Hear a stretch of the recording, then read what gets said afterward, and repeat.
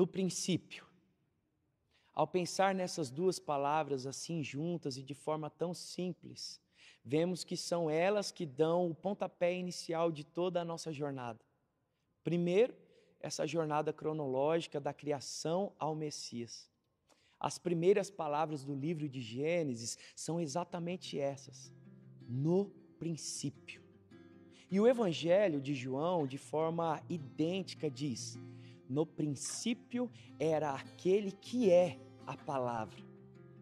O Evangelho de João fala daquele que temos chamado de libertador prometido, ou Messias, e colocá-lo no espaço-tempo da nossa história.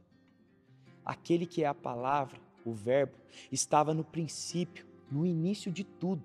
Ele estava com Deus e ele era Deus, como vemos no primeiro capítulo de João.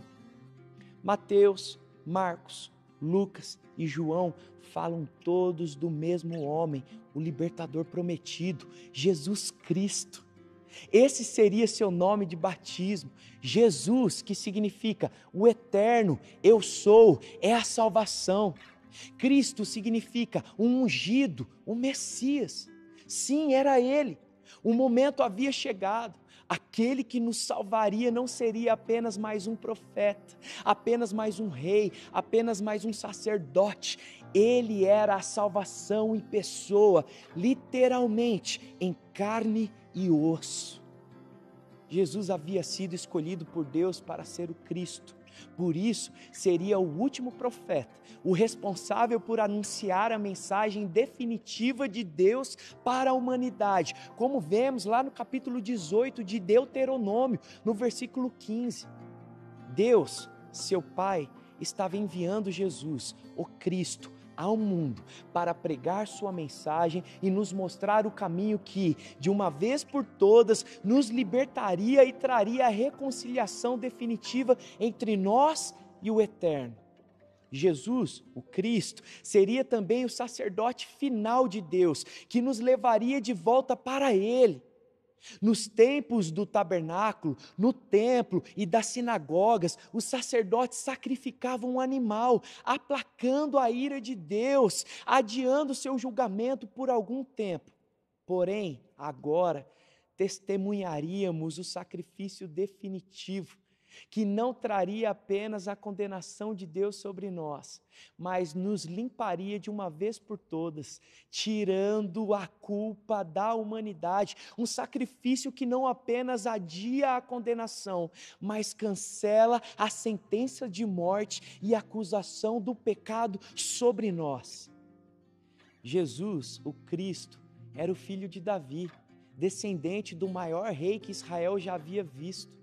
Agora, o plano de Deus era que o Messias fosse um novo modelo de rei para Israel e para todas as nações, para a nossa vida, sem mais reis em Israel que se comparassem a Davi, sem mais reis em nações vizinhas para invejarmos, sem mais intermediários entre nós e Deus. Se Davi foi admirado por ser o pastor que tornou-se rei, Jesus, o Cristo, nos mostraria que ele é justamente o rei que se faz pastor, o bom pastor, que pastoreia não pela espada, mas com seu cajado, cuidando de suas ovelhas. A palavra havia se tornado homem e seria profeta, sacerdote e rei. Todos esses cargos e títulos eram tudo o que Israel sempre precisou desde o início entre si e Deus. Representantes que os pastoreassem, líderes que falassem em nome de Deus e seus corações, e servos e sacerdotes que, em suas práticas, traziam o perdão de Deus ao povo. Não mais. O Messias, o ungido do Eterno, Jesus, o Cristo, que é a salvação, estava prestes a caminhar entre nós.